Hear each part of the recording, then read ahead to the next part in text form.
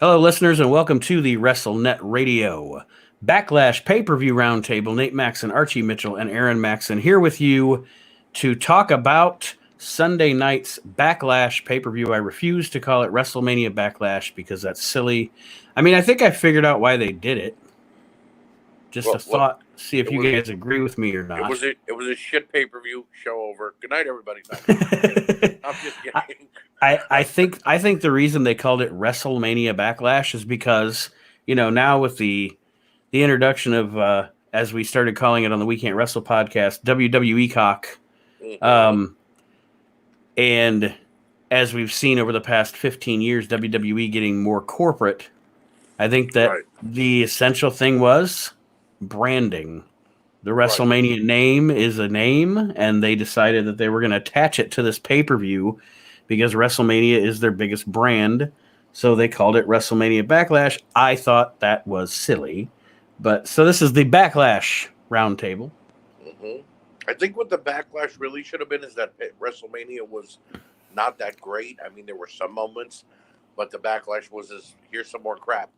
And it's almost identical to the crap we gave you at WrestleMania, so enjoy.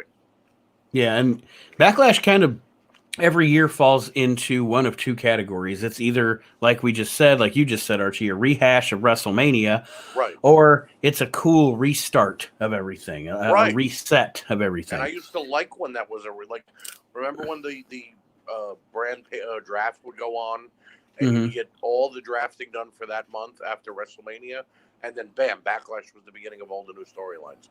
Right. That was where you enjoyed yourself. You were like, okay, this guy's good. This storyline's going to be good. Now it's just like, oh, if Asuka fought Charlotte Flair at WrestleMania, guess where she's fighting her next? At WrestleMania Backlash. Or WrestleMania Rehash. Backwash. WrestleMania Backwash. WrestleMania Whiplash. Because if you didn't get your neck broken the first time, you're about to get it now.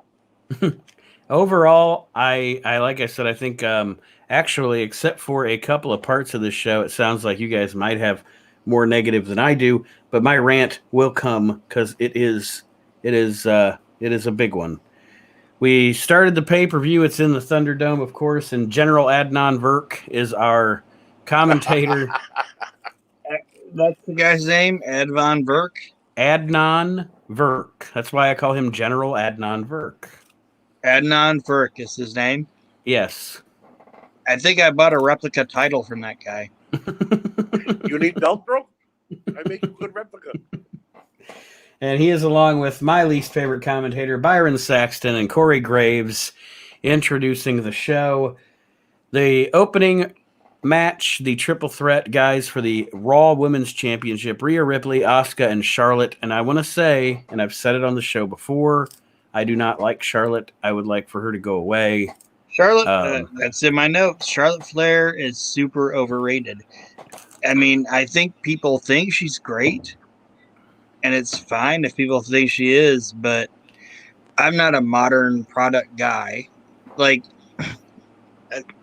that's why I told you guys I was going to let you guys kind of lead the ship on this, that I'm the least modern product guy out of all of us. I think I can say that honestly, right? Mm-hmm. Mm-hmm. Charlotte Flair is not that great. This is where I stand on Charlotte. She is a great athlete, and she has her father's charisma to a certain extent. But WWE and AEW over the last couple of years, and AEW over this last year since they've been around, have been going on fast forward booking, meaning let's get it all in as quickly as we can before it's all over, like if the world's about to end. Charlotte Flair is a 13-time women's champion. It took her father 30 some odd years to get to 16 world titles. Mm-hmm. How is she only 3 behind? You know right. I mean? Yeah. Oh, absolutely. It makes no sense. You're pushing her down our throats. She'd be great in spurts. You want to let her hold the women's title for 2-3 months out of the year, that's fine. But there is no reason for her to win the title, hold it for 3 months, lose it. You put it on the next big thing, like a Rhea Ripley or a Bianca Belair, and then here's Charlotte to go on to the show and go, I'm back, and guess what? I got another title shot. No. And I totally agree with you. I think I've said it on the show before about the fast forward booking in both companies. Like if you look at from the beginning of AEW started 2019, right? Yep, early. So if you look at the first 2 years of AEW, they've had like 10 years worth of history already. Without a doubt. Because they don't, they have these feuds, and then the feuds only last from pay-per-view to pay-per-view. They've never, I don't know that AEW has ever given me a rivalry that I could really sink my teeth into. And I know we're getting off Backlash, but it's on to your point, and WWE's the same way now. They don't give you rivalries anymore that you can sink your teeth into because they just move on so quickly. Right. And everything moves in such fast. And it's got the same components every time because here's Drew McIntyre and Bobby Lashley. But, we'll add Braun Strowman as a slight of a curveball. But guess what? You've ruined Braun Strowman. It'd be the same if they tried to add The Fiend right now. It wouldn't make any sense because you cooled him off. Well, Charlotte Flair was gone for 2 months again because she got injured and her boyfriend wanted to leave the company. But she's back now, so let's add her to the title picture. Why? Right. You do know why Fiend is not around, right? Yeah, he's mourning Brody Lee, the passing of his friend, which I understand. But I heard also there's a lot of depression around him right now. So he can't shake the. That's what I was going to say. He's kind of, and I don't know. I mean, I don't know the man's mental state, and I only know what I read in dirt sheets or whatever. But to what my understanding is, and it may not be that extreme, but as far as the grieving goes, he's kind of in that place where Benoit was after Eddie died. So, for him to be gone and maybe be with his family is probably the best for him right now. Right. You know, we don't need a rehash of Benoit. We know that. Absolutely. Let him take his time, and when he comes back, he'll be right back in the title picture. At least Vince will do it. Back to the match. What did you guys think of this match overall? It wasn't bad. I think that Asuka and Rhea Ripley carried a good match together. I think that when Flair did jump in the ring, she was playing her normal heel routine. But it seemed like all three were playing heel in this match. None of them were actually a face. I don't know why. I asked you this question last night at 2 a.m. I'll ask you it again. Why was Charlotte dressed like a cow? I don't know. With the white and black spots. And I'll let everybody know what my answer to Archie was because she's milking her father's legacy. But I think the right person won. I'm happy that they're allowing Rhea Ripley to carry the division a little bit. Me too. See where she goes. Me too. She's really good. I am not and we will let you get a word in edgewise, Aaron, but I am not I don't ever want to say I don't like women's wrestling. Right. But I don't get into women's wrestling as much as others do and as much TV time as it takes up. So it takes a really, really good female wrestler to catch me and grab me. And Rhea Ripley does that. I think that she is a star for years to come as long as she's used properly. And I was glad to see her go over. I thought, the match was what it was. It was a triple threat. Triple threats are overdone and usually very contrived. I'm not a big fan of triple threat matches anyway, but it was fine. And while I agree with you, at least it was done better than the men's. We'll get to that when we get to the men's. But all three women actually competed in this match throughout the whole match. And, I'll just leave that for what happened in the men's match later. But I was happy to see that all three got their stuff in, as opposed to one hang outside while two of them do all the hard work, and then one just pops in when they feel like it. Aaron, what did you think, Aaron? This is what I'll say. I thought it was an unnecessary triple threat match, and I know they had to get Charlotte Flair back in there because of the fucking mishandling or whatever they did with her getting knocked out of WrestleMania. But why not do like Asuka versus Rhea Ripley for the title and let Charlotte Flair be like on commentary and talking about how, hey, on the next show I'm gonna fight whoever wins this for the I thought this was an unnecessary triple threat match. I agree. And I agree with what you just said because I have just got done I think the chunk of whatever I'm watching chronologically right now, I've just watched the late, like October, November, December 1995 WWF. Mm-hmm. You have at the October pay-per-view, it's Diesel and Bulldog. Brett's on commentary. Right. And Brett, the pie face and et cetera, et cetera. So now Brett's getting the shot at Survivor Series. Brett gets a shot at Survivor Series. Now Bulldog gets a shot at, like Aaron said, you had Brett there initially on commentary, just talking about how he's challenging on the next pay-per-view. And both guys, both Diesel and Bulldog, at some point during the match, wind up out at the table. Brett gets pie-faced or Brett gets pushed or what have you, and you're creating intrigue for the next pay-per-view instead of blowing your wad all at once. For all three of them, because now you're waiting to see what happens in Diesel and Brett to get back to Bulldog. Not waiting to see what all three of them do in one match and then who's going to be the next challenger after that. Right. So now you just made 3 to 4 months worth of television in one night. That's wrestling, people. Oh, and then sorry. No, go ahead. Now, I was just going to say that I understand why people like Charlotte Flair. I'm not going to knock her. But she's an athlete, and I'm not going to knock her athletic ability. I think she's overrated. Asuka, in my opinion, and people might freak out when I say this, I think she's my favorite female professional wrestler in the United States. And Rhea Ripley looks like a fucking star. Like, I just think that this was like an unnecessary triple threat match. I agree with Aaron. It came about weirdly because Charlotte got suspended, but then Sonya Deville took the suspension away and gave her the match, and you know what I mean? And I understand there's supposed to be a payoff down the road, but if we go down the same rabbit hole as the anonymous GM and who ran over Austin, you know what I mean? We're not going to get the payoff they're hoping for. And that's why I was saying, like, let Charlotte Flair come back. That's fine. But be like, hey, Charlotte Flair's back. She got suspended. I watched the video package. I didn't see all of it up live when it happened or whatever. But let her come back. Let her sit on commentary and just be like, look, whichever one of these broads win, I'm going to fucking fight them for the belt. And I know I already said that, but I think that would have been more compelling than just having Charlotte Flair be in the match. I agree.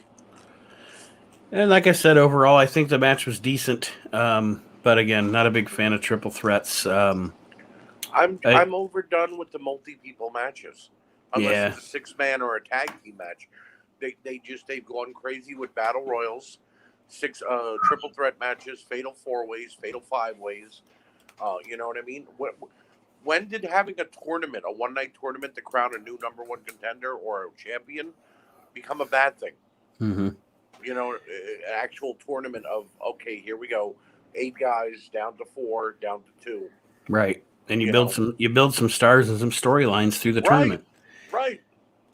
The least said about the next segment, the better, because I've said this before and I'll say it again. I will say it until they are no longer together again. For some reason, I am a John Morrison fan and I am a fan of The Miz, but I hate The Miz and John Morrison together. It is like two 40-year-old men acting like 16-year-olds, and it's phony. And it's shit that no one would ever say. It's shit that no one would think was funny. It's terrible. They are terrible as a unit. I don't know why. I guess I do know why. I just told you. I wrote down. I don't know what Johnny Drip Drip and Thirst Trap mean. I have no idea what's going on here. Well, the less said, the better. The less you know, right? The less you know, the better.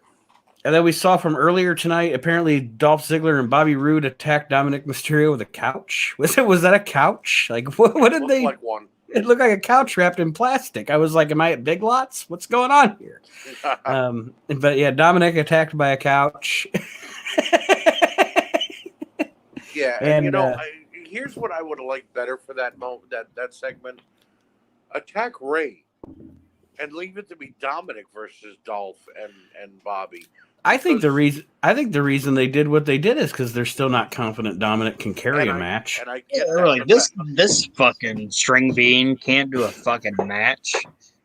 No, but my point is, and I get what you're saying, but the outcome of the match will lead us to believe differently as to if they believe in Dominic. But I'd sooner believe that they were beating the hell out of Dominic for 10, 15 minutes, and then Ray did the surprise comeback at the last minute, not the other way around. You know, if Dominic Mysterio catches an ass whooping from Dolph Ziggler and Bobby Roode, he ain't getting up 10 minutes later and walking to the ring. Right. You know? Okay. This is going to be probably shit on too, but if anybody wants to say anything about like Eric Watts or Greg Gagne, then don't come at me with fucking Dominic Mysterio. Right. Right. I will take Dominic Mysterio over Angelo Mosca Jr. though. Well, anybody would. I'm just saying, but do you get what I'm saying? No, yeah. I agree. Like Eric Watts, and I'm not going to get on like this big Eric Watts rant, but Eric Watts looked like a man, if that makes sense. Like he looked like a grown-ass man that could handle his shit. Right. Fucking Dominic Guerrero or what? Dominic Guerrero is actually maybe his actual last name because we don't know, right? Yeah, I'm your poppy. Yeah, but Dominic Mysterio, he doesn't do it for me. And this whole fucking match, the match itself, I didn't get into because it was completely foreshadowed. Yeah, if that makes sense. Like the minute they started saying, "Oh, we've never had a father and son tag team as the champions," the minute they said that, I was like, "Well, these guys are gonna win it." Mm-hmm. I do not like. I like Dolph Ziggler and Bobby Roode as a team because I'm a fan of both wrestlers. I hate that name. Dirty Dogs. It's a stupid name for a tag team. Neither a stupid name. It's a stupid name for a really good tag team because they are a really good tag team. All right, here's who, if you've had Braun Strowman and Elias, and they were the Dirty Dogs, well, they're two grizzly beard, muscular guys. You know what I mean? Right. Dolph Ziggler and Bobby Roode, and I don't mean this in any bad way, are pretty boys in the WWE. Mm-hmm. So shouldn't they have been like the glorious the pretty dogs? They're the pretty dogs. I don't even care about the name. It's two fucking dudes that actually look like wrestlers. Right. Mm-hmm. Like, I'll give them that. Fighting Rey Mysterio and his son who went out trick-or-treating. You know, here's the other thing. You mentioned Eric Watts. I'll go on a small tangent here. Bill Watts was a badass. So Eric Watts coming in, you think, well, he's a legit badass, right? His father was a cowboy. He's going to kick somebody's butt. Bruno Sammartino's son came in. Everybody had high hopes because it's Bruno's son. You know what I mean? Even David Flair. It's Ric Flair's kid. It's Rey Mysterio. Nobody was going to really take Dominic as a serious threat in the heavyweight division, at least, to think, oh, my God, it's Rey Mysterio's kid. We better be afraid. You know? And don't forget David Sammartino's a chicken nugget. There's a callback. But overall, this was, and you know, I have to say this, and I know, Aaron, you said the foreshadowing and stuff, but I did not knock this match because I liked the action, and as an old school wrestling fan, sometimes the predictability isn't necessarily a bad thing. We knew Hogan was going to pose. We knew that Flair was going to do this spot or that spot. You know, you watch a lot of those old programs, the WWF shows, the WCW shows, and you could kind of sort of, I mean, not always. There were surprises and heel turns and stuff along the way, but sometimes it's okay for the I don't know, the father-son team to win the tag team titles as a babyface pop. I was okay with this. Can I honestly say what I did when this match happened? Fast Go forward ahead. it. No, I didn't fast forward it. I honestly was like, I'm going to watch this match, and guess what I did? I dozed off a little bit. I took a dad nap. I don't even have kids, but I took a dad nap. I fell asleep in my recliner a little bit, but I dozed off. I listened to it like it was fucking Modern Marvels or fucking Pawn Stars, and I slept a little bit. And then I heard the bell, and I woke up. I was like, "Oh, Dominic and Ray are the champions again." Or now, and then they were like, "Oh," and Ray was like, "It's time to celebrate." I'm like, Ray Mysterio and Dominic are gonna go celebrate. They just won their championship. It's like it would be the equivalent of like when like a little league team wins. In my mind, I was just thinking about We're all like, going to get pizza. yeah, we're gonna go to. I actually wrote down, oh, it's time. Ray Mysterio said it's time to celebrate, and they're gonna go to like Pizza Hut or Dairy Queen. I was gonna say Friendlies. They're gonna go to Friendlies. Friendlies. Dad, can I have 2 scoops? Yes, you can, son. You're a champion. Oh yeah, you're a champ, son. You want to hear the only thing I popped for during the entire match or after it was over? Michael Cole goes, and Dominic and Eddie are celebrating, and I'm sure Dominic and Ray are celebrating, and I'm sure Eddie Guerrero is looking down and celebrating with them. And all I thought was, are we really going to rehash the Eddie Guerrero Dominic? I'll say it again. I'll say it again. I'm your papi. By the way, second greatest ladder match of all time. Oh, without a doubt, except for the Vicky Guerrero missed spot. Yeah, but overall, again, we're died. But Archie, what did you think of the match overall? It sounds like you were in Aaron's court on this one. 1 out of 5. See, I'm in the minority here. I enjoyed this one. This fucking match is boring. So now we get to goddamn zombies. Not yet. We get to another thing that I like in the WWE right now, and that is the stuff going on with Roman and the Usos. I am a fan of the head of the table storyline. I have been a fan of Roman as a heel. I enjoyed this segment with the Usos in Roman's dressing room. We don't have to elaborate on it. I just wanted to mention that I'm a fan of the story. See, what I'm a little bit worried about something though, Nate. Mm-hmm. This is all basically leading to Jimmy versus Jey Uso. Right. And I love the Usos. I think they're a fantastic tag team. I have been following them since the day they stepped into the WWE.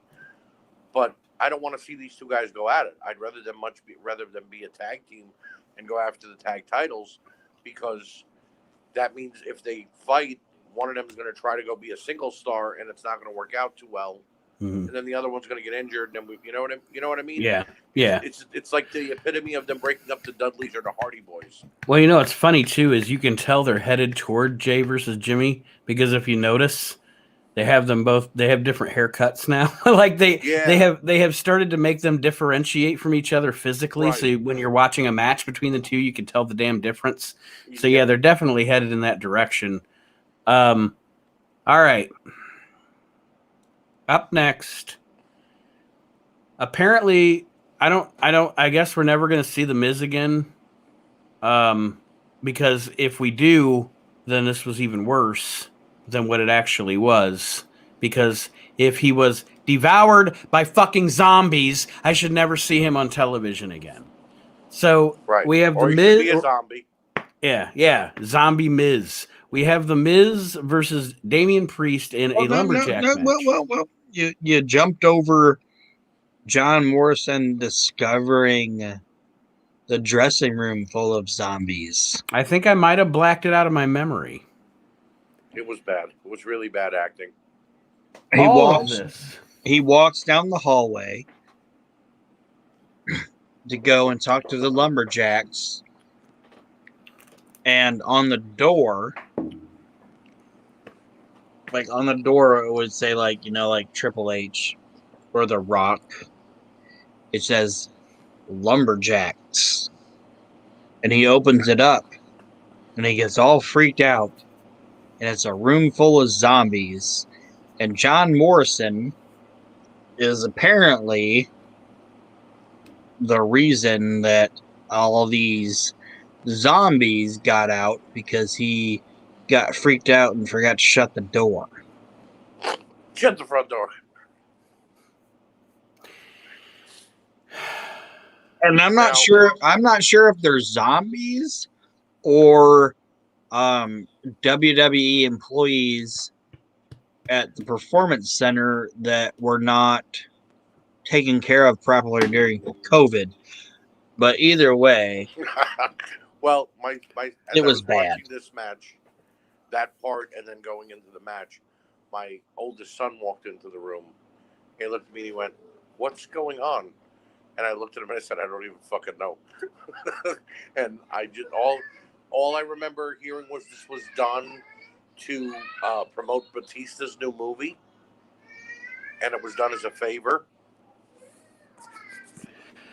So I want to do my rant. Go ahead. That's all I had to say. You can go ahead. Like I said from the beginning of this segment, you should never see The Miz again. He was apparently disemboweled by zombies in the ring. Yeah, I just said that. And, okay, first things first. At the beginning of this show, what did we have at the beginning of this show? It was a triple threat match between three women who really want to be a champion in this athletic competition. And I am supposed to believe that, right? Right. And later on, we're going to have three men, real fucking athletes. Drew McIntyre, Bobby Lashley, Braun Strowman. We're going to have Cesaro and Roman Reigns for these championships that these athletes are fighting for. And I'm supposed to believe that. But in the middle of the show, you give me a match that is supposed to be two men trying to win a match. And you give me this zombie crap. And we've been through a lot of this shit in the past year or so with the cinematic matches and all that, and I know that. But my point on this is you cannot have a wrestling match with fictional zombie characters as the lumberjacks and then expect me to believe anything in the rest of the show is I can't suspend my belief enough to believe that any of that is a competition because you just made me watch this. And I know a lot of people are defending it by saying it was to promote Batista's movie. You know what, folks? WWE does tons and tons of shitty, bad comedy sketches all the time. Backstage. WWE has the worst fucking comedy on the planet. It's terrible. It's not funny at all. Yep. You could have easily promoted Dave Batista's movie with these zombies in a sketch, I don't know, with R-Truth or something in the back. Or you know what I mean? Yeah. You don't involving the problem I had the problem I had with it because like I said I'm used to WWE's shitty comedy. We've dealt with that since the Raw anonymous general or celebrity general manager days or whatever. That's fine. I tolerate it. I fast forward past it. Whatever. You're gonna do a stupid zombie sketch to promote Batista's movie. That's fine. The problem I had with this is it happened during a fucking wrestling match. Right. That's the problem. And again, if I'm going to be paid off with this, I at least never want to see The Miz on TV again because he was devoured by fucking zombies. Right. There you go. The paddy wagon just came and took them. But there's my rant. There's my rant. You cannot. And there are dillweeds out on the internet today saying you didn't like this, but you were okay with The Undertaker. Go fuck yourself. That's all I have to say to. I saw that today as well, and all I thought was, well, wait. That was 1990, and we were all about 8 or 9 when that happened. And at not just 12. Not just that, but he still wasn't portrayed as actually being dead. Right. They called him the dead man and all that. Right. But they were alluding to the fact that he looked dead or what have you. You know, he was a character. He was like The Undertaker's different. Right. Because, like, they didn't say, oh, this guy's a corpse. He was a guy, but they didn't say he wasn't. He was just a guy that was using theatrics to get into the minds of his people, like his opponents. You know what I mean? Yes. He didn't turn anybody into a zombie. Yeah. It's the same way with, like, I don't know. I'm not gonna bring that up because that's a deep cut, so nobody would know it. This thing, I watched it and I was like, you know what? I'm hardly ever in the feeling that if somebody would walk in while I'm watching wrestling, that I would be embarrassed. That's how I was with my son. I didn't know what to say. I'm like, I don't fucking But know. if I was watching that and somebody came in and saw me watching that and said, "What are you watching?" I would have been embarrassed. Right. Yeah. I would not know how to defend that. Like if somebody came in and watched me watching The Undertaker in like 1992, I'd be like, oh, he's getting in people's fucking minds. He's doing weird shit. Right. What are you watching? I'm watching a badass. You know what I mean? That you know, you have an excuse. But it's like, oh, if they came in right now and I was watching that, I'd be like, what are you watching? I'm like, oh, I'm watching two grown ass men pretending like they're scared Zombies of zombies. they're scared of these zombies. And Nate, I know you like Damian Priest, and you're gonna get mad at me when I say one of my notes. Do you know what my notes is? Damian Priest is super overrated, and he's basically Baron Corbin. No, he's not. Wow. He's stale bred. He's stale bred. He does nothing for me. That guy does nothing for me. He has no emotion. He does nothing great in the like. Tell me something great that Damian Priest does in the fucking ring, whether it's surrounded by zombies or not. He's fucking boring. These two guys do nothing for me, and then they put these stupid fucking zombies around them. I haven't watched anything in professional wrestling that made me more mad in the last 15 years than what I saw on my fucking screen. This was almost so bad that I almost turned this entire fucking show off and was going to tell you guys, just talk about it yourselves because I don't want to see anything else that happens after this. That's how fucking bad this was. This was fucking garbage.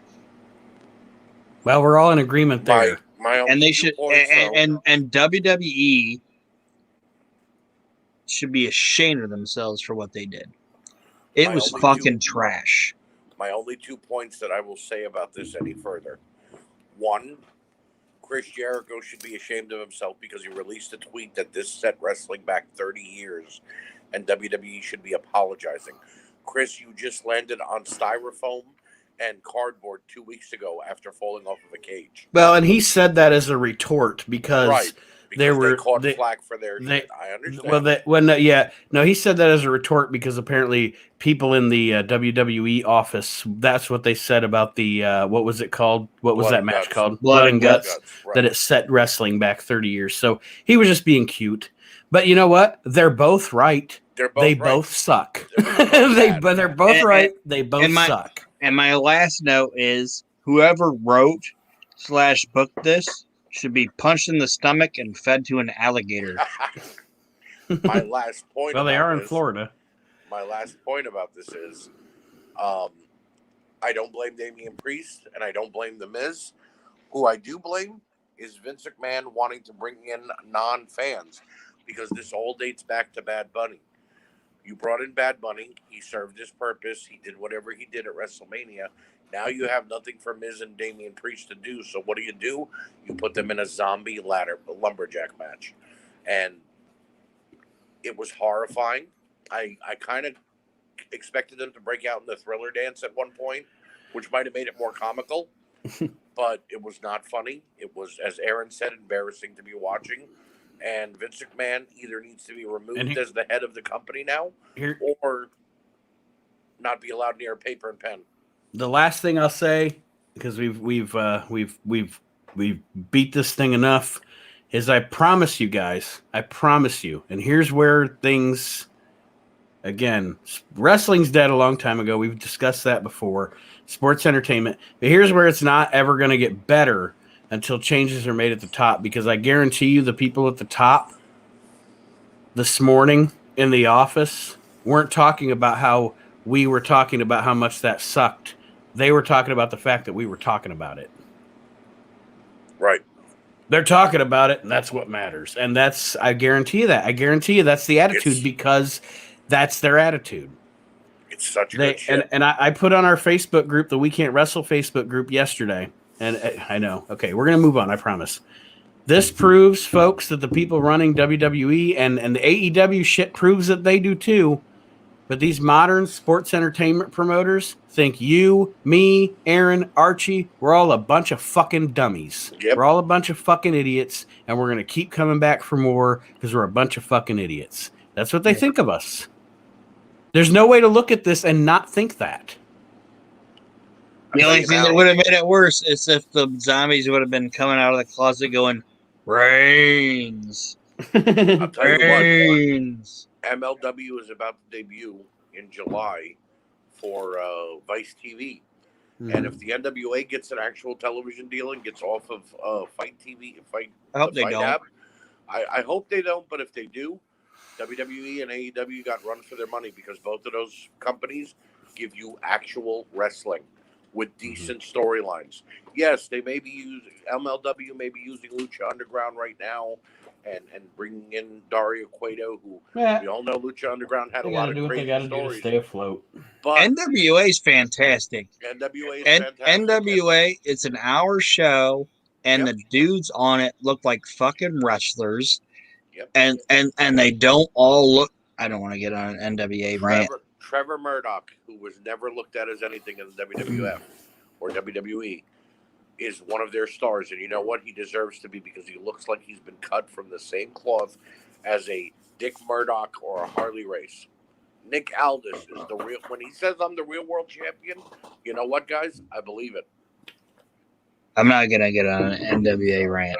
But what was next on this diarrhea of a paper? The next match was the SmackDown Women's Championship, Bayley Bianca. I just put passable. I was pretty disinterested. And they fucked up the finish. Yeah, they did. But this was the match. I didn't take a dad nap, Aaron, but this is probably the match where the zombie thing, I was zoned just because I was like seeing red and like I'm making a Facebook post. I was mad. I was mad when the zombie thing happened. Anyway, so I'm going to say that I didn't watch this entire match. I got up and left. Does that make sense? I zoned out during it. I left the room. I was like, I'm done. But then I was like, no, I made a commitment.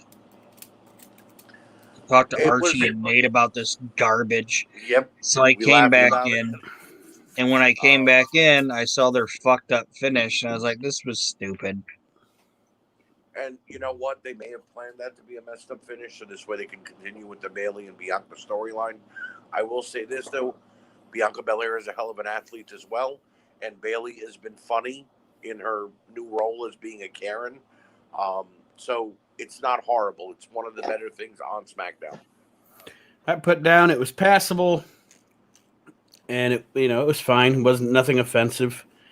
Next, we have the triple threat match for the WWE Championship. Lashley defending against Drew and Strowman, and I think I might have even mentioned this on our podcast this week. But like I've said for a few months now, I am a fan of Lashley and MVP being a unit. I like MVP as a manager. And I'm a fan of McIntyre. I've never been a big Braun Strowman fan. He's there, and he is what he is. He's the big. Let me say this. I don't dislike Braun Strowman, because throughout the history of the business, there's always been those big guys. He's an attraction. The problem with a guy like Braun Strowman in the modern environment is much like what happened to the Big Show during the Attitude Era. He is huge, he is imposing, but he's not special because he's not booked like he's huge and imposing. And that's kind of what's in my notes. Was I like Braun Strowman's like entrance? Okay, like I think he has a cool entrance like that transit, and then the fucking smoke and all that shit. Mm-hmm. I think it's a cool entrance. And when Braun first showed up, like they didn't have him doing anything, but you heard he could, you know. Mm-hmm. I think Braun, and it's a lot like what you were saying about Big Show. I think Braun Strowman as an athlete and as an attraction has gone backwards. Mm-hmm. Without a doubt. Yeah, because he became just another guy on the roster. Yeah, he's been beat too many times. He was in that stupid swamp thing with Bray. I don't know. He's just, like I said. Yeah, we're kind of echoing what we're saying here, but I really do conflate him to, because the guy, when he first came in as part of the Wyatt family, I was like, I thought the first words that came to my mind were, oh, Mason Ryan again. Because that guy was terrible, just another big fuck they're putting on TV. Right. Because Vince likes to put big fucks on TV. Braun is actually pretty good. You know what I mean? And he's likable with the fans. Do when there are fans in the arena, they do like him. They cheer for him. And you let this monster get in tremendous shape. I mean, he went from like 350 pounds to being like 280 ripped. And you let him beat Goldberg for your world title. Mm-hmm. And then now look at him. All because, look, I understand Roman Reigns had to come back. Roman Reigns had to be the head of the table. You knew where you were going with this. But why at the expense of Braun Strowman? That's not the way wrestling is supposed to be. They didn't used to put over Austin over The Rock at the expense of The Rock. They put The Rock somewhere just as high as Austin on the card and let Austin be the star, and Rock was right there. Right. You don't have to kill one character in order to make the other one bigger. But I guess I'm wrong. No, and you're not wrong, but Braun Strowman, I think in this match and just his character in general is I don't want to say it, like, use that dude accordingly, don't just overuse him, if that makes sense. Yes. And another thing that I saw watching this, because I don't watch a lot of modern shit, like I said, when Drew McIntyre came out, that fake crowd chant of Drew, I was like, that's fucking stupid. Yeah, the fake crowd stuff, whether it's that or this is awesome, or does nobody any favors, and it's hokey. We know it's awesome? I mean, it's hokey and it's stupid. And he put through Drew, or he put Lashley through a table and all that. This is awesome. Well, that's not always awesome, just because a guy went through a table. Right. You're right. It's like, this is marginal. This was marginal. Sorry. No, I was just going to say, I am a fan of all three guys in this match. I am a fan, definitely, of Lashley and McIntyre, and I would have much rather, if they were going to, we talked about it, but if they were going to rehash WrestleMania, I would have much rather just seen like a rematch between Lashley and McIntyre with a stip, like a steel cage, or 2 out of 3 falls, or MVP's banned from ringside, or something like that, instead of, here's a triple threat. Let's throw big old Braun in there and let him clobber around a little bit. The match wasn't bad, and I like everybody involved. It just didn't mean anything. I agree, and this might sound stupid too, but like when Bobby Lashley came out and he was in the match and everything, like when I'm watching Bobby Lashley looks like if you were going to draw a wrestler. Like, we used to talk about like Nate and I used to talk about like Billy Gunn. If you're going to draw a wrestler, Sid, you're going to draw Billy Gunn, or you're going to draw Sid, or later in his career, like Hardcore Holly. Mm-hmm. if you're gonna draw a wrestler, you're gonna draw Bobby Lashley. You know what I mean? He looks and is performing better than he ever has in his entire career right now. He stepped Yeah, up. but you know what? Watching him, like I think, and like I said, this is gonna sound like completely off, out in the left field or whatever. That dude shouldn't be wearing, and I'm not saying it because I'm gonna say it. He shouldn't be wearing black on black tights, if that makes sense. Mm-hmm. Well, Like yeah, there that, are times he does go like he against should be gold. wearing like white tights, red tights, or even like white on gold or gold on white. You know what I mean? Like I thought his long tights with black on black just don't work for him. Like I don't know if he wears that all the time, but he should be wearing something that like flashes, if that makes sense. Mm-hmm. No, I get you. And he does usually wear a gold accent on his outfit, but they've gone more black on black, and I think that's. I don't know why they're doing it. I guess it's what he chooses to wear. The thing I didn't like about Lashley in this match, I told you guys this last night. You guys remember SummerSlam a couple of years ago when it was Samoa Joe, Braun Strowman, Brock Lesnar, and I forgot who else it was in the Fatal 4-Way for the world title. Yeah. And Brock got taken out by getting slammed through the table and left the arena. And then 20 minutes later, here comes Brock to beat up Braun Strowman and win the world title again. Yes. That's what it was last night. Lashley got taken out. You left it to Drew and Braun. And then all of a sudden, Lashley comes in and steals the victory. Now, I'm not saying that a heel champion shouldn't do that. But that's what I hate about triple threat matches, because you never actually get three guys fighting. It becomes okay, you're going to get knocked out for 5 minutes while I beat the shit out of this guy, but then he's going to come back. And when he throws me out of the ring, you come back in and you beat the shit out of him. Okay. Yeah. It's bad. And I totally agree with you. That's why, like I said earlier, I'm not a fan of triple threat matches, especially done frequently. If they were done once in a while, right.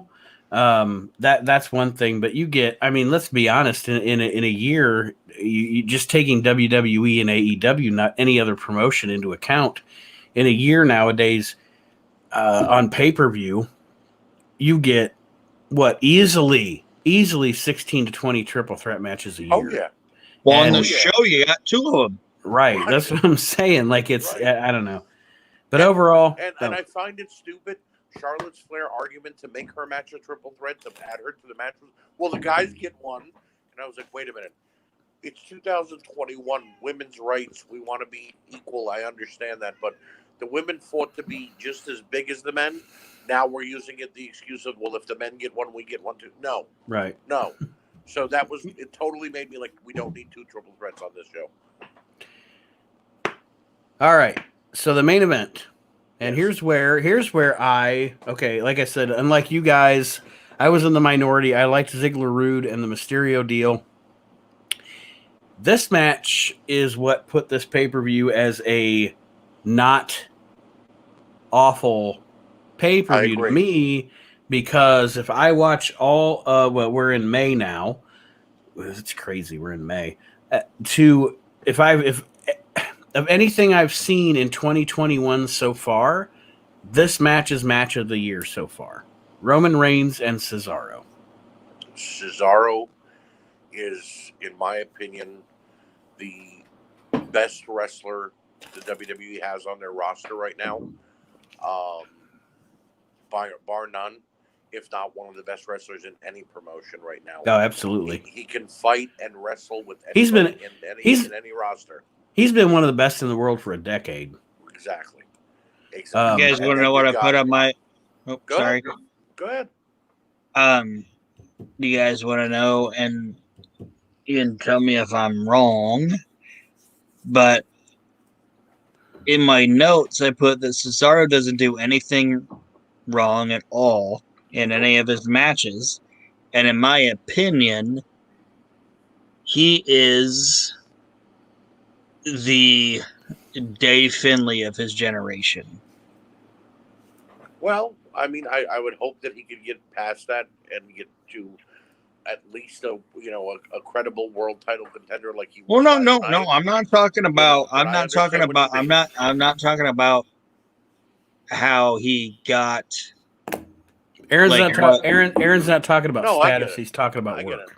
Work, right? I'm not talking about status. I'm talking about this dude is the fucking Dave Finlay of his generation. Dave Finlay was never the world champ, and he was never going to be the world champ. But you cannot tell me that Dave Finlay ever had a bad match. And that is what Cesaro is for the generation that he's in now. Mm-hmm. No, I agree with you. I agree with you. And the good part about this match is you had two workhorses pushing each other. And I enjoyed it. My biggest notes on the match were there are a lot of people out there on the interwebs that are, oh, Roman went over. In this match, Roman needed to go over. Roman has superior heel heat right now. There's a story revolving around Roman and the head of the table thing. So from a storyline perspective, Roman needed to go over. Here's the important things to remember that I have down here about this match. First of all, Roman Reigns is so much better a heel than he ever was a face because, yes. and I'm not saying Cesaro to you, me, or Aaron, Archie, doesn't look like a star. No, I know. But in a match like this, in this match, to someone who is not the kind of wrestling fan we are, to a casual wrestling fan, right? Roman Reigns made Cesaro look like a star. Right. Roman Reigns did what legendary heels, and I'm giving Roman Reigns a lot of credit for this match, even though him and Cesaro both worked hard. I guess you guys can probably see my point. Roman Reigns did in this match what good heels do, what Harley Race did, what Ric Flair did. He made Cesaro look like a fucking star. Yeah. And what he did was he set Cesaro up as an opponent in the future as well. Right. Like, okay, now this is over. This has happened. And I loved the fact that Roman went over clean because that doesn't happen enough either. But nothing in this made Cesaro look bad. It only made him look better. And it also made it so 6 months from now, when Roman's bragging on TV about still being champion or whatever, Cesaro can come out and go, you might have beat me 6 months ago, but I gave you a half hour of hell. And the best part about it is, Nate, to put your point over even more, Cesaro didn't even tap out. Mm-hmm. He actually passed out. And remember when they did that with Bret Hart and Steve Austin, everybody? Right.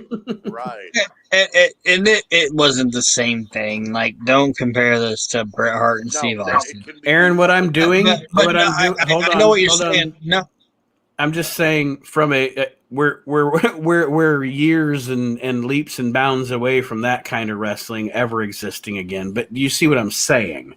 I get what you're saying, but that's what I was gonna kind of talk about. There were a couple points in the match where the Roman Reigns character thought that he should have been able to put out, or I shouldn't say put out, like put down Cesaro, but he held back. I shouldn't say held back. Like, after he did it, he was like, "Oh man, this guy should have been down." And he didn't look like right at the camera, but he was outside of the ring and was just like, I know people can't see me, but his face was confused. Mm-hmm. Why didn't I stop this guy? Right. You know? And if you watch Paulie, there's a couple times where I know Paul usually just kind of stands there. There's a couple points where, like, Cesaro did something and Paulie almost kind of got up on the mat because he was like, oh shit, like, oh, is this gonna be it? Because Paulie, like, people don't understand what's going on with Paul Heyman's character either. Like, Paulie doesn't get involved because it's almost like, I'm gonna go like into a deep cut on here. It's almost like a Ron Wright deal where he's in the wheelchair. Yeah, Ron Wright was in the wheelchair. and he didn't get out of it until, oh shit, Dirty White Boy's fucked. You know what I mean? Now I got to get out of the wheelchair and screw my gimmick.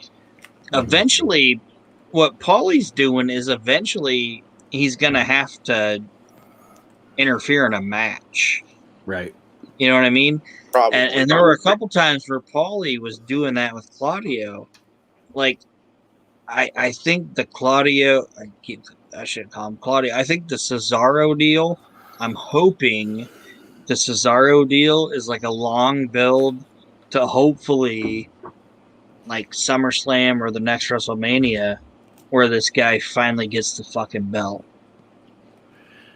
All right, guys, with 4 minutes left here, overall, what did we think of... Sorry if I was long-winded in that. That's okay. That's all right. Not at all. WWE Backlash, overall, Archie, give me a 1 through 5. 1.5. Oof. Aaron? The Roman Reigns match saved it, but Sorry, the Roman Reigns match saved it. But other than that, it was a missed pay-per-view. You could have found out everything you needed to know on Raw and SmackDown. Aaron? Okay, this is my synopsis. I'll read it. This is one of the worst WWE produced shows I've ever seen. There was nothing on this show eventful or great. Stupid backstage segments, tons of commercial breaks, 2 triple threat matches, terrible announce teams, and fucking zombies.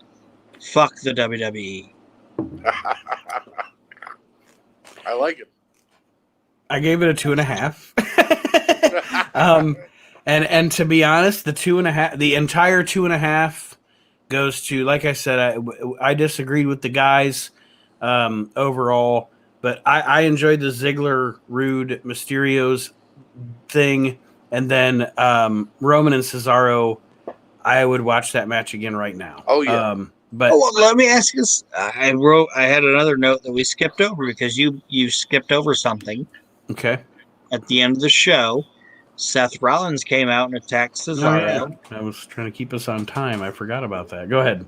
So my question was, when did Seth Rollins start dressing like Tiny Tim? For like the last 3 months. The funny thing about it is I want to say this, and this is the honest to God truth before we sign off. The first time I saw Seth in one of those suits, Aaron, I swear to God, I was like, tiptoe through the tulips. Yeah. Why is he dressing like Tiny Tim? That was bad. Is Seth Rollins? You call lady. Aaron, Archie, thank you for joining me on the WrestleNet Radio Backlash pay-per-view roundtable. Stay tuned later in the week, folks, for Archie Mitchell. And if you smell what the Arch is cooking, stay tuned for more editions of Maximum Gold. Stay tuned for much more here on WrestleNet Radio. We'll turn you to our regularly scheduled broadcast. And thank you for joining us on the Backlash Roundtable, everybody. We'll see you next time around. WrestleNet Radio, your 24/7, 365 source for wrestling talk.